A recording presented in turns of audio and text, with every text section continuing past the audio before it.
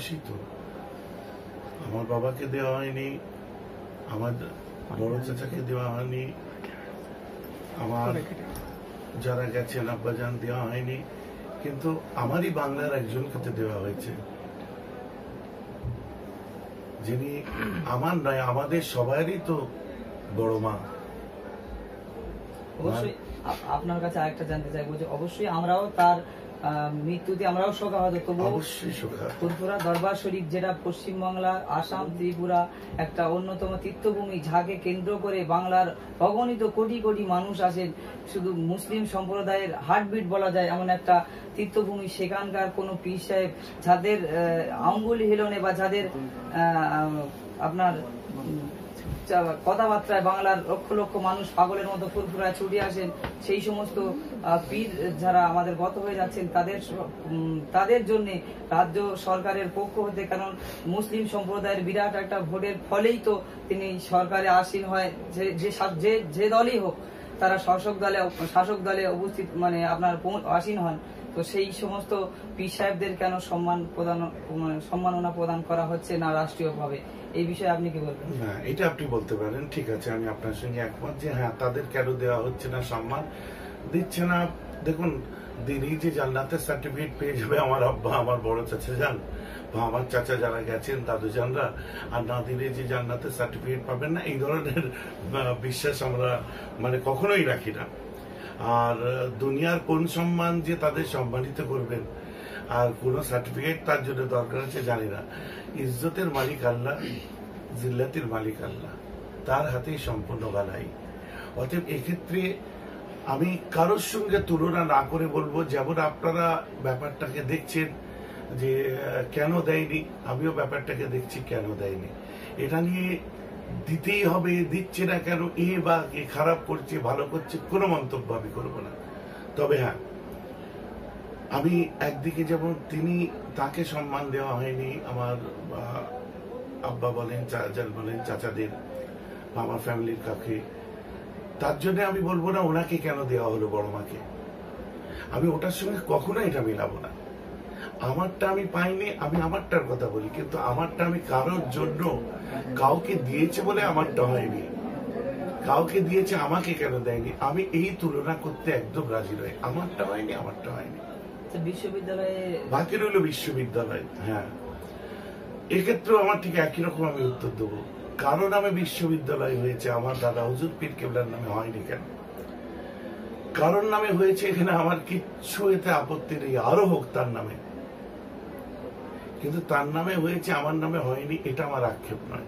আমার আক্ষেপ হচ্ছে তার নামে অনেক আগে, তার নামে কেন হয়নি, ওনার নামে হয়েছে এর নামে কেন হয়নি, এটা আমার প্রশ্ন নয়। আমার প্রশ্ন হচ্ছে এর নামে, শুধু একমাত্র এর নামে কেন হয়নি।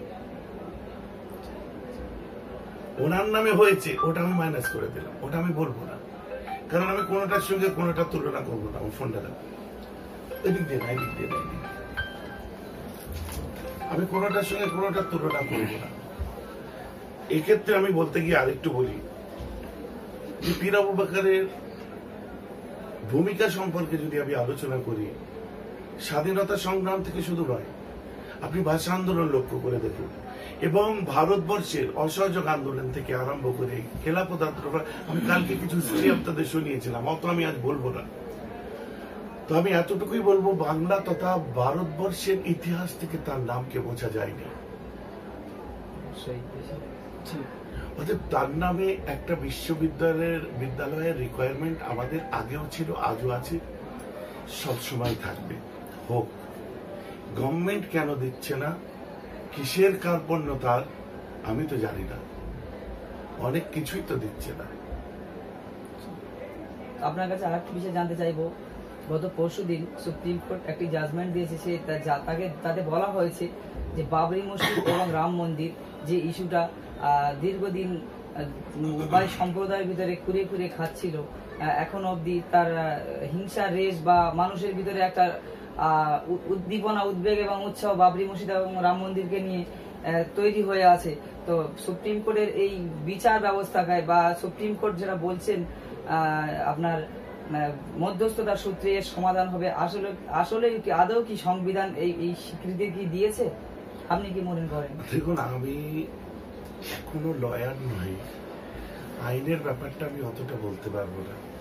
তবে একটা জিনিস আমি বলতে পারি, যেটা আমি পড়লাম, আপনারাও দেখলেন, আমিও দেখলাম, যে বাবরের তৈরি বা বাবরের বা এই ধরনের কোনো জিনিসকে সুপ্রিম কোর্ট সেটাকে ডিমোলাইজ করা বা এটাকে সমর্থন বা যেটা আপনারা পড়লেন আর কি, তো এটাকে মধ্যস্থতার মধ্যে দিয়ে, কারণ ওখান থেকে কোনো রায় বার হবে না, মানে তার উপর কলম চলবে না একসময়, এটা মধ্যস্থতার মধ্যে করতে হবে। আমি জানি না কতটা সংবিধান সম্মত যে আউট অফ কোর্ট সেটেলমেন্ট করতে হবে, কোর্ট যদি এটা বলে থাকে, আউট অফ কোর্ট সেটেলমেন্টের কথা যদি কোর্ট বলে থাকে, আমি ব্যাপারটা বুঝতে পারছি না, পরিষ্কার নয় আমাদের কাছে। কেন পরিষ্কার নয়? আর এটা আমার নয়, কোনোদিন কারোর কাছে কোনো পরিষ্কার হবে না। দেখুন, একটা জিনিস আপনাকে বলি, দেখবেন মাজার শরীফ আছে, এই যে দেখতেন, এর সামনে দেখবেন অনেক সময় আমরা কিছু ভিখারি দেখতে পাই। কালীঘাটে যারা গেছে, কালীঘাট মন্দিরের সামনে আমরা কিছু ভিখারি দেখতে পাই। আমরা কিছু কিছু মসজিদ দেখতে পাই, যে মসজিদগুলো কাজ চলছে তো চলেই যাচ্ছে, 10 বছর 20 বছর সব কমপ্লিট হয়ে গেছে, ওই দুটো মিনারের কাজ কমপ্লিট হয়নি। তেমনি আমরা কালীঘাটে বলেন আর ফুরফুরা মহাশিবে বলেন, কিছু ভিখারি দেখতে পাই যাদের পা কোনোদিন ভালো হবেনি, কোনোদিন ভালো হবে না। ও ভেঙেছিল, ও সারা জীবন ভাঙা থাকবে, ভালো হয়ে গেলেও ভাঙা থাকবে। কেন বলুন তো?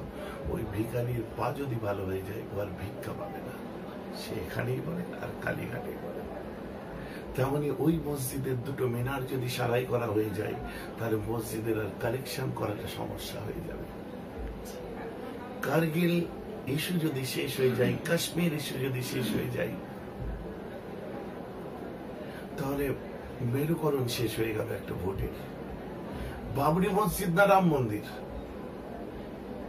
এই ইস্যু যদি শেষ হয়ে যায়, আমি তো বলছি মসজিদও হবে না, মন্দিরও হবে না। আপনি দেখবেন, আমি ছোট্ট থেকে দেখে এসেছি, মন্দির নামার যে থেকে জ্ঞান হয়েছে, বুঝতে শিখেছি যে থেকে, যেদিন থেকে ইস্যু ক্রিয়েট হয়েছে, মসজিদ শহীদ হলো, এখন মসজিদ হবে না মন্দির হবে, এটা নিয়ে লড়াই হচ্ছে। লড়াইটা কি নিয়ে হচ্ছে? মসজিদ হবে না মন্দির হবে লড়াই হচ্ছে। কই, কেন ভাঙা হলো তার বিচারটা হচ্ছে না কেন? ভাঙা কেন হলো, ডিমোলাইজ কেন করা হলো? মন্দির হবে না মসজিদ হবে, ওটা অনেক পরের কথা, ওটাকে ভাঙা হলো কেন? বিচারটা সেই জায়গায়। আপনি এখন লক্ষ্য করে দেখুন, আমরা যদি আজ এইভাবে একের পর এক যদি এইভাবে লক্ষ্য করতে থাকি, তাহলে আমাদের কাছে একটা বড় সমস্যা এসে